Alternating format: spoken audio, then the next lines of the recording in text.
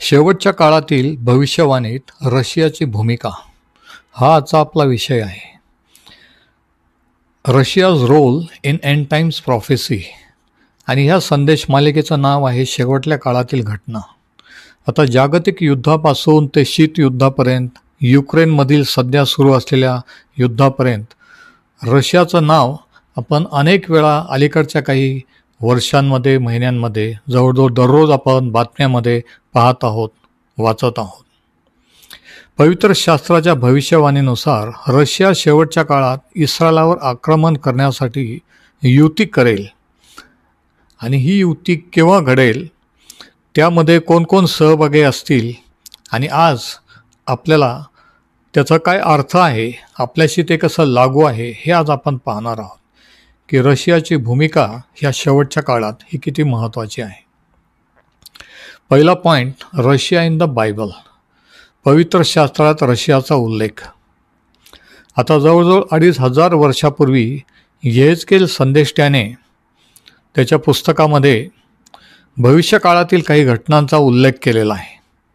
आणि येहेजकेल 38मध्ये आपण एक मोठी लिस्ट वेगवेगळ्या देशांची वाचतो की जे देश इस्रायलावर आक्रमण करतील. परंतु ह्या देशांच्या नावामध्ये रशिया हे नाव आपल्याला आढळत नाही.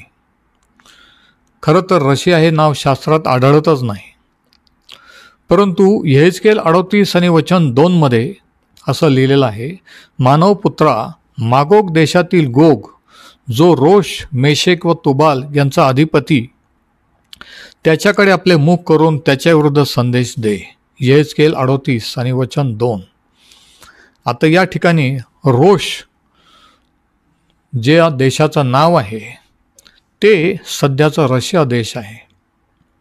आणि हे प्राचीन काळाच्या इतिहासावरून भौगोलिकरित्या आपल्याला दिसून येतं. आता रोश हा देश पूर्वीकडच्या दिशेला आहे, म्हणजे इस्रायलच्या पूर्वीकडच्या दिशेला असलेला. आता येहेजकेल आणि दानियल हे दोन्ही संदेष्टे इस्रायलात शेवटच्या काळात ज्या घटना घडतील त्यामध्ये उत्तरेकडचा जो अधिपती किंवा जो देश असेल तो प्रमुख असेल असं म्हटलेलं आहे.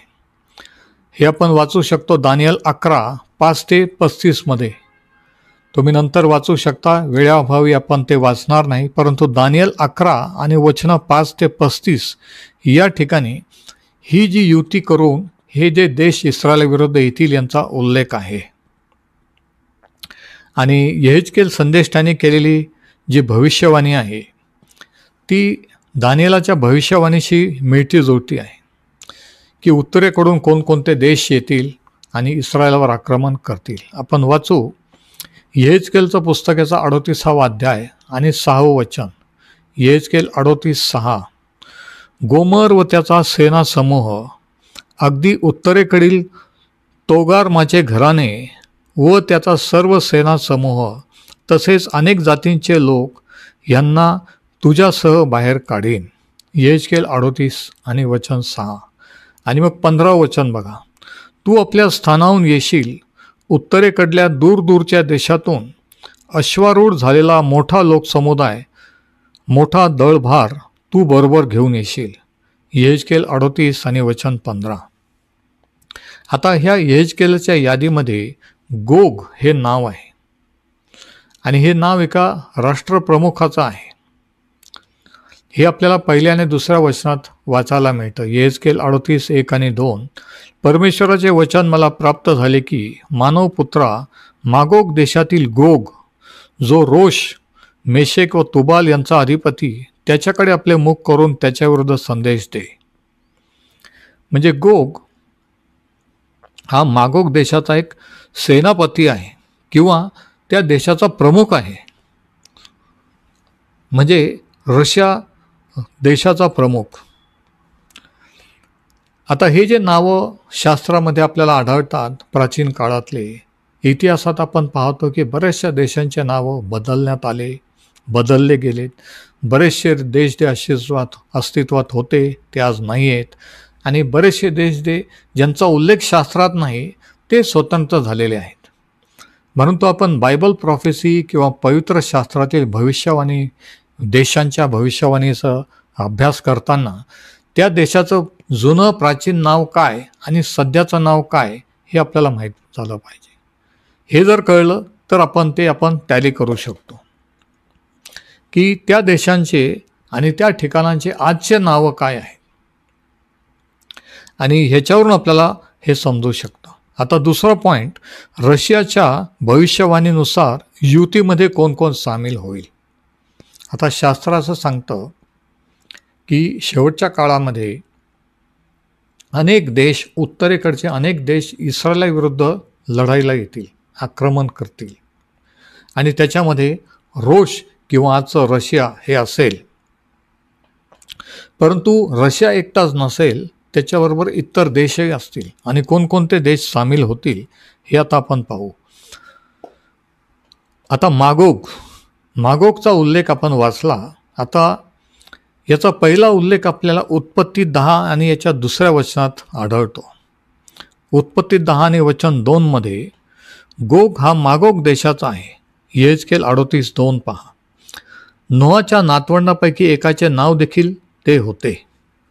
आपण वाचू उत्पत्ती 10 आणि वचन 2.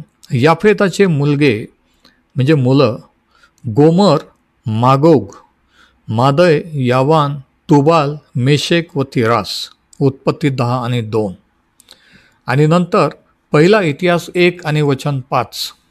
याफेताचे पुत्र गोमोर, मागोग, मादय, याबान, तुबाल, मेशेक व तिरास. पहिला इतिहास 1 आणि वचन 5. आता अनेक पवित्र शास्त्र अभ्यासकांचा, बायबल स्कॉलर्सचा असा विश्वास आहे की नोहाचे वंशज रशियाच्या दक्षिण सीमेवर ब्लॅक सी आणि कॅस्पियन समुद्राभोवती स्थायिक झाले, नोहाचे पुत्र. आता हा इतिहास आहे. आता ही सिरीज जर थोडेफार इतिहासाची माहिती असली, जगाचा इतिहास, बायबलचा इतिहास, तर तुम्हाला हे समजायला सोपं जाईल. आणि जरी समजा माहीत नसलं तरी ह्याच्यातून मी तुम्हाला सर्व सविस्तरपणे सांगण्याचा प्रयत्न करणार आहे. परंतु नीट लक्ष द्या. आता तर पहिला जो देश आहे तो आहे मागोग. आणि मागोग कोण होता? तो नोहाचा एक नातवंड, नोहाच्या घराण्यातला. नंतर मेशेक आणि तुबाल हे 2 नाव आपण वाचतो. आता हे देखील नोहाचे नातू होते. उत्पत्ती 10:2 नुसार त्यांचे वंशज त्यांचे नावं असलेली शहरं किंवा प्रदेश स्थापन केले. आता त्या काळात लोकांनी त्यांच्या स्वतःच्या नावाचे शहरं आणि प्रदेश स्थापन केले होते. त्या शहरांना त्यांचे नावं दिलेले होते. आणि उत्पत्ती 10 आणि 2 मध्ये आपल्याला दिसून येतं की मेशेक आणि तुबाल हे नोहाचे नातू होते. आता डॉक्टर C.I. स्कॉफिल्ड जे पवित्र शास्त्राचे बायबल स्कॉलर्स, त्यांनी असं मेशेक म्हणजे आजचं जे मॉस्को शहर आहे ते, आणि तुबाल म्हणजे टोबोल्स्क रशियामध्ये जे शहर आहे त्याच्याबद्दल असं सांगितलेलं आहे. म्हणजे मेशेक आणि तुबाल म्हणजे रशियातल्या या 2 शहरांचे नावं आहेत. हे जुने जुनं नाव मॉस्कोचं मेशेक आणि टोबोल्स्कचं तुबाल आहे. म्हणजेच हा रशिया देशाचा उल्लेख आहे हे आपल्याला स्पष्ट होतं. नंतर यहेजकेल 38 आणि याच्या 5व्या वचनामध्ये आणखी एक देशाचा उल्लेख आहे. आपण वाचू यहेजकेल 38 आणि वचन 5. त्यांच्यासह ढाल व शिरस्त्राण धारण केलेले पारस, कुश व पूट. पारस, कुश व पूट हे 3 प्राचीन देश. यहेजकेल 38:5. आता पवित्र शास्त्रामध्ये आणखी 35 वेळा पारस किंवा पर्शियाचं नाव आलेलं आहे. आणि आपल्याला माहिती की त्याचं सध्याचं नाव इराण हे आहे. इराण देशाचं जुनं नाव पर्शिया किंवा पारस हे होतं. आणि 1979 मध्ये ते इराणचे इस्लामिक रिपब्लिक बनले. आणि आज रशिया हा इराणचा सर्वात मजबूत मित्र आहे आणि इस्रायलचा सर्वात मजबूत शत्रू आहे. इराण ही युती नंतरच्या काळातही सुरू राहील. आणि आपण पाहिलं की काही महिन्यापूर्वी ज्यावेळेस इस्रायल आणि काही देशांचा हल्ला झाला. त्याच्यामध्ये अग्रेसर इराण हे होतं आणि इराणने देखील आपण पाहिलं टी व्हीवर बातम्यांमध्ये की कशा रीतीने इस्रायलावर हल्ला केला. परंतु ती एक झलक आहे शेवटच्या काळात जे होणार आहे त्याची. तर पारस ह्याचा उल्लेख आहे. पर्शिया म्हणजे आजचं इराण, म्हणजे रशियाबरोबर कोण कोण युती करून इस्रायलविरुद्ध येतील ते हे देश आहेत. इराण, नंतर रशिया, नंतर इथिओपिया. आता इथिओपियाचा उल्लेख उत्पत्ती 10 आणि 6 मध्ये आढळतो. उत्पत्ती 10 आणि वचन 6. नोआच्या आणखी एका नातवाने तो स्थापन केलेला देश आहे. इथिओपिया हा 2 उत्तर आफ्रिकन राष्ट्रापैकी एक आहे. आफ्रिकन राष्ट्र आहे. आणि उत्पत्ती 10 आणि 6 मध्ये असं लिहिलं की हामाचे मुलं कुश, मिस्राईम, पुट व कनान. म्हणजे नोआचा जो नातू होता पुट, त्याने स्थापन केलेला हा देश आहे, ज्याचं मॉडर्न नाव इथिओपिया आहे. जुनं नाव पुट असं होतं, जो या युतीत सामील होईल. येहेजकेल 38:5 नुसार प्राचीन इथिओपिया इजिप्तच्या दक्षिणेकडील भूमीचे प्रतिनिधित्व करतो. आज तो प्रदेश सुदानचा आधुनिक देश आहे, जो इस्रायलचा आणखी एक घोषित शत्रू आहे. आणि आपल्याला माहिती आहे की त्यांनी ओपनली इस्रायलला विरोध केलेला आहे. तर इथिओपिया हा एक देश रशियाला मिळेल आणि इस्रायलाविरुद्ध येईल. नंतर आपण वाचतो की लिबिया, इजिप्तच्या पश्चिमेकडील भूमी व्यापून लिबिया ही येहेजकेलच्या यादीतील एकमेव राष्ट्र आहे ज्याने आज त्याचे प्राचीन नाव कायम ठेवलेले आहे.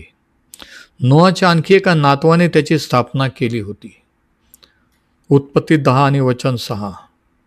आज लिबियाचा अधिकृत धर्म इस्लाम आहे. रशियाशी त्याचे मजबूत संबंध आहेत आणि रशियाने 2010 मध्ये लिबियाला शस्त्र विकण्याचा करार केलेला होता. तर लिबिया हा एक देश असेल. नंतर आणखी कोणता देश असेल? उत्पत्ती 10, 2 आणि 3 नुसार गोमर. गोमर नोहाच्या नातवंडापैकी एक होता. आपण वाचू उत्पत्ती 10, 2 आणि 3. याफेताची मुलं गोमर, मागोग, मादे, यावान, तुबाल, मेशेक व थिरास. गोमरचे मुलं अश्कनाज, रिफाज व तोगारमा.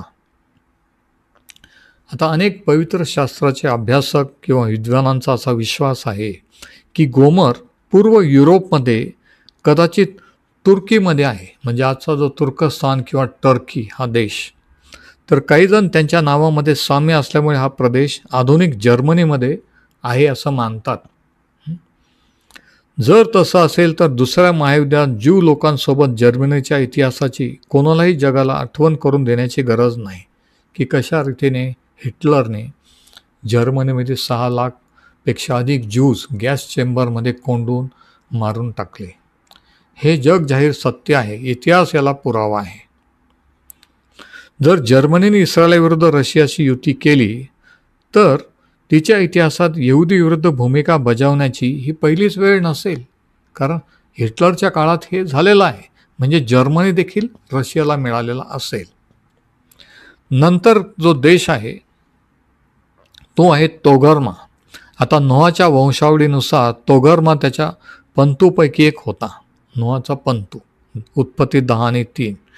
गोमरचे मुलं अश्कनाज, रिफाज व तोगर्मा.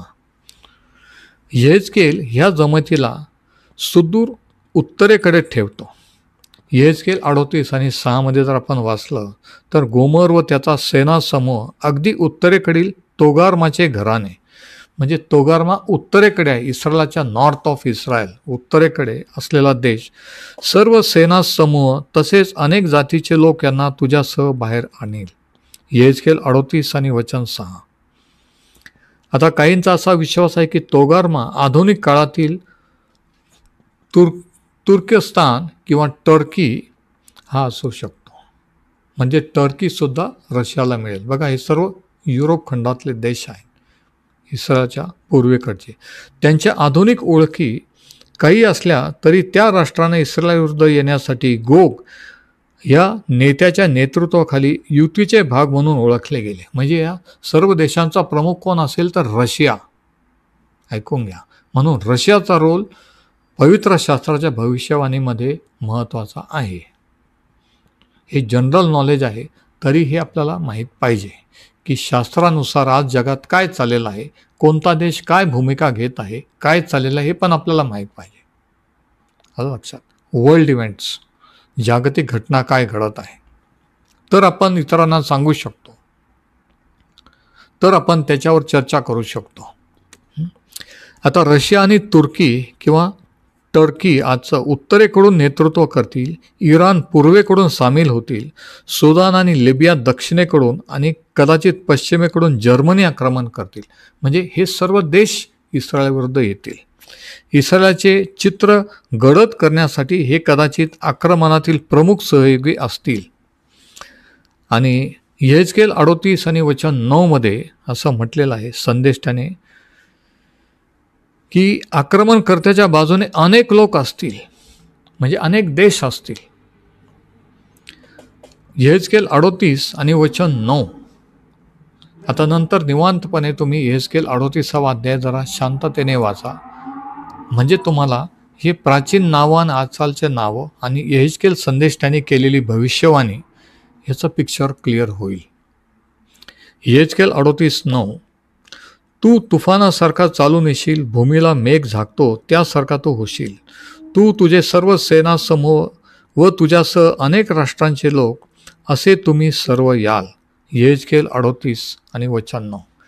म्हणजे बघा, जवळजवळ 2500 वर्षापूर्वी ज्या घटना अजून घडल्याही नाहीत पण घडणार आहेत, त्याचं किती अचूक भविष्यवाणी शास्त्रात केलेले नाही का.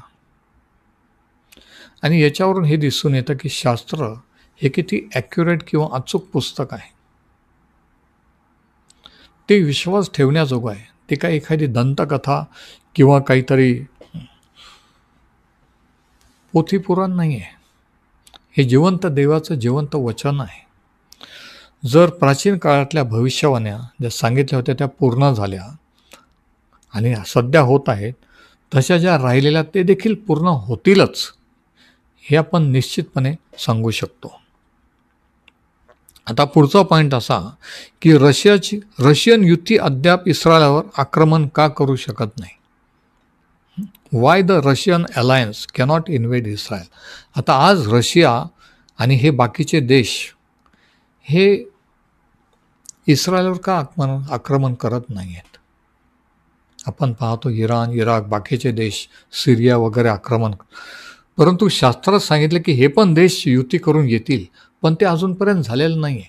पण का झालेलं नाही आहे याचं कारण आहे. आणि ते कारण असं की रशियाने इस्रायलवर हल्ला करण्यापूर्वी 3 आवश्यकता पूर्ण कराव्या लागतील. पवित्र शास्त्रानुसार 3 आवश्यकता आहेत. या आवश्यकता समजून घेतल्यास आपल्याला हल्ल्याच्या वेळेचा अंदाज येण्यास मदत होईल की हल्ला केव्हा होतील, हे युती करून केव्हा इस्रायलविरुद्ध येतील. तर 3 आवश्यकता, 3 कंडिशन्स मस्ट बी फुलफिल्ड. पहिली जी आहे ती म्हणजे Israel must be present in her land. म्हणजे इस्रायल तिच्या भूमीत उपस्थित असले पाहिजे. आपल्याला माहिती आहे की इतिहासात ते सर्व देशात पांगले गेले होते. म्हणून पहिली आवश्यकता आहे की इस्रायल त्यांच्या नेमलेल्या स्थानी त्यांच्या देशात पाहिजे. आणि इतिहासात आपण पाहिलं की जवळजवळ 1900 वर्ष ते इतर देशात पांगलेले होते यहुदी लोक. आणि 1948मध्ये इस्रायल हा देश म्हणून त्यांना युनोने मान्यता दिली आणि इस्रायल देशाचा, राष्ट्राचा जन्म झाला. म्हणजे पहिली जी आवश्यकता आहे आक्रमण करण्यासाठी या युती राष्ट्रांची, ती पूर्ण झालेली आहे. आता दुसरी जी आवश्यकता आहे ती म्हणजे इस्रायलाने केवळ तिच्या भूमीत उपस्थित राहावे असं नाही, तर तिला तिच्या भूमीत समृद्ध व्हायला हवे. म्हणजे इस्रायल सर्व बाबतीत समृद्ध देश झालेला पाहिजे. ही दुसरी आवश्यकता. आणि ह्याच्याविषयीची भविष्यवाणी आपल्याला यहेजकेल 36 आणि 11व्या वचनात आढळते. आणि त्या ठिकाणी असं लिहिलेलं आहे, मनुष्य व पशु यांची संख्या मी तुमच्यावर वाढवीन, ते वृद्धी पाहून फलद्रुप्त होतील. पूर्वीच्या काळाप्रमाणे तुमच्यावर वस्ती होईल आणि सुरुवातीला केले त्यापेक्षा तुमचे मी अधिक कल्याण करीन. तेव्हा तुम्हाला समजेल की मी परमेश्वर आहे. यहेजकेल 36:11. म्हणजे इस्रायल हा समृद्ध झालेला असेल, ही दुसरी अट किंवा दुसरी आवश्यकता आहे. आणि हे आपण पाहतो की हे देखील पूर्ण झालेलं आहे. 2022 जगातला 12वा सर्वात समृद्ध देश म्हणून इस्रायलला घोषित करण्यात आलं 146 देशांपैकी. आणि आज जर आपण पाहिलं की इस्रायलची भरभराट किंवा समृद्धी की सर्वात 146 देशांपैकी 12व्या क्रमांकाची सर्वात श्रीमंत अर्थव्यवस्था होती. आधुनिक इस्रायल हे नवक्रम व उद्योगाचे केंद्र झालेले आहे. याचा अर्थ रशियाच्या आक्रमणाची दुसरी अट पूर्ण झालेली आहे, है ना. म्हणजे प्री-रिक्विजिट्स इनोव्हेशन, एंटरप्रेनरशिप, सर्व बाबतीत आधुनिक तंत्रज्ञान, लेटेस्ट टेक्नॉलॉजी ही आज इस्रायलाजवळ आहे. मग ते ॲग्रिकल्चर, शेतीविषयीचं असो किंवा मिलिटरीचं असो, सगळ्यात लेटेस्ट वेपन्स ते आज त्यांच्याजवळ आहेत. म्हणजे दुसरी अट देखील यहेजकेलच्या भविष्यवाणीनुसार पूर्ण झालेली आहे. आणि तिसरी अट कोणती? तिसरी गोष्ट, इस्रायलाला तिच्या भूमीत शांती लाभलेली पाहिजे. म्हणजे तिसरी अट ही आहे की हे युती करून रशिया आणि हे देश इस्रायलवर कधी घेरून आक्रमण करतील, ज्यावेळेस इस्रायलात पूर्ण शांतता झालेली असेल. आणि ही शांतता याविषयीचं वर्णन आपण वाचू.